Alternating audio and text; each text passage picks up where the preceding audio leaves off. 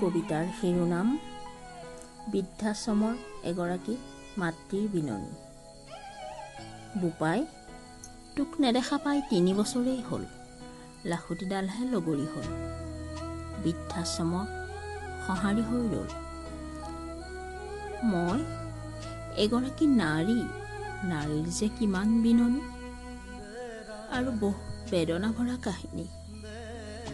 তই জাননে, মোৰ গৰ্ভত যে তই নানা খেল খেলিছিলি, কেতিয়াবা গৰ্ভতে ভৰিৰে তই গোৰ মাৰি দিছিলি। মই সদায় ভগৱানক প্ৰাৰ্থনা কৰিছিলোঁ, তই ভালদৰে জন্ম হৈ ভাল মানুহ হবি। সেইবাবেই মই সেউজীয়া শাক, মানিমুনি, ভেদাইলতা খাইছিলোঁ। স্বাস্থ্যৱান হবি বুলি তোক মই ভীমকল খুৱাইছিলোঁ। লাহে লাহে তই ডাঙৰ হলি। তোৰ বাৰু মনত আছেনে, তাহানিতে এদিনাখন তোক দীপক ছাৰৰ স্কুলত নাম লগাই দিছিলোঁ। তই মেট্ৰিক পৰীক্ষাত ভালকৈ পাছ কৰিছিলি। মই যে সেইদিনা কিমান সুখী হৈছিলোঁ। সীমাহীন আনন্দত মোৰ দুগালেৰে চকুলো বৈছিল। মনত পৰিলে সেই দিনটোৰ কথা আজিও জাননে বোপাই, মনটো কিবা কিবি কৰে, সঁচাকৈ ভাবিব নোৱাৰি।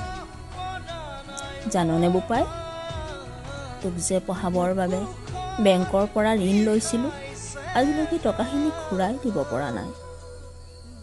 ভাল ঘৰৰ বোৱাৰীজনী বিয়া পাতি দিলোঁ। তই নিজেই কৈছিলি তাই হেনো বৰ ভাল, শিক্ষিতা, আধুনিক সমাজত মিলিব পৰা। কিন্তু বোপাই, বোৱাৰীৰ কথা মতেই জানো তই সকলো কৰা নাছিলি? মই থকা পুৰণি ঘৰটো, একমাত্ৰ ভেটিটোও বেচি দিলি। বিদেশতে মাটি কিনি বিদেশতে ঘৰ সাজিলি। মই ক'ত থাকিম, কেনেকৈ থাকিম, এবাৰো খবৰ নললি। পাহৰি গলি তোৰ এই দুৰ্ভগীয়া মাতৃক।